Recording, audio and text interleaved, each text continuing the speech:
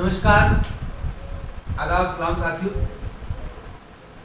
अभी कल ये माननीय राजेंद्र राठौड़ साहब ने, जो पूर्व मंत्री भी रहे हैं, कैबिनेट मंत्री और 7 बार के विधायक हैं, उन्होंने एक बयान दिया है कि माननीय अशोक गहलोत साहब के द्वारा जो मूल ओबीसी को 6% अतिरिक्त आरक्षण दिया गया है और ओबीसी के आरक्षण में 6% का जो इजाफा किया गया है वो एक कुकृत्य है। मैं आपसे माननीय राजेंद्र राठौड़ साहब प्रश्न पूछना चाहता हूं कि आपके इस वक्तव्य के समय आपके पीछे 2 व्यक्ति बैठे हैं, एक माननीय बसंत जी जांगीड़ साहब और एक माननीय हरलाल जी सारण साहब। क्या आप इन दोनों व्यक्तियों को नेगलेक्ट कर रहे हैं? क्योंकि माननीय लाल सारण साहब ओबीसी से आते हैं और माननीय बसंत जी मूल ओबीसी से आते हैं, और आप 7 बार जिनके प्रसाद से विधायक बने हैं वो मूल ओबीसी ही है। और आपको अगर इनको दिया गया हक कुकृत्य लगता है, मैं मानता हूं कि चूरू की जनता के लिए, चूरू की जनता ही नहीं पूरे राजस्थान की ओबीसी और मूल ओबीसी के लिए ये एक सबक है कि कैसे लोगों को आप चुन रहे हैं।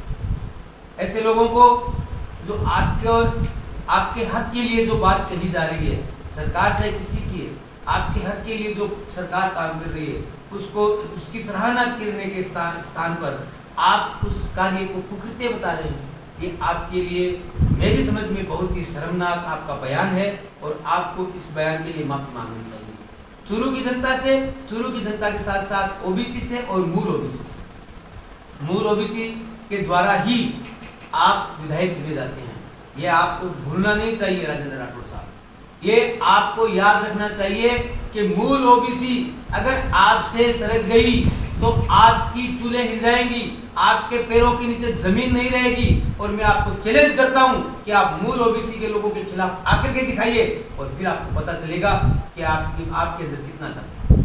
मैं चैलेंज करता हूं आपको और जल्द आपसे इस मामले में बहस करना चाहता हूं। यदि आपको दम है, इस मसले पर बहस करना चाहते हैं तो आइए मैदान में और सार्वजनिक रूप से हम लोग मिलकर के एक बहस करते हैं, एक पब्लिक वक्तव्य देते हैं, दोनों बैठेंगे एक साथ और आम जनता देखेगी कि कौन सही है कौन गलत है। आपके हर एक वक्तव्य को हम देखते हैं, आप समाज में रब नफरत फैलाने का कार्य कर रहे हैं। आप समाज में इस तरह की वक्तव्य देते हैं जिससे लोगों के दिलो दिमाग में एक नफरत भरा माहौल पैदा होता है। आपने कैसे कह दिया कि मूल ओबीसी को दिया जाने वाला अतिरिक्त आरक्षण कुकृत्य है? आप जानते हैं कुकृत्य किसको कहते हैं? आपने कभी हिंदी भाषा पढ़ी है? आपने शब्दावली पढ़ी है कि कुकृत्य किसे कहते हैं? कुकृत्य का मतलब क्या होता है?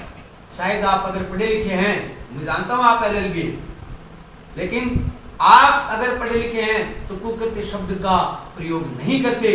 मैं आपके इस शब्द के रूप में आप पर आक्षेप लगाता हूं कि आपने संपूर्ण समाज के साथ कुकृत्य किया है, आपने मूल ओबीसी के साथ कुकृत्य किया है और आपने ओबीसी के साथ कुकृत्य किया है। हरलाल जी और बसंत जी आपके पीछे बैठे हैं, अगर उन दोनों में थोड़ा सा भी जमीर है तो उनको अपने समाज के प्रति खड़ा हो जाना चाहिए और इनसे पूछना चाहिए कि आपने ये शब्द किस काम में लिया।